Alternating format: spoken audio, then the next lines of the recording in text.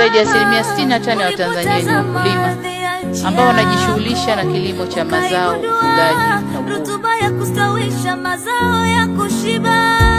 Ukasema twenzetu shamba, karahisisha upatikanaji wa pembejeo.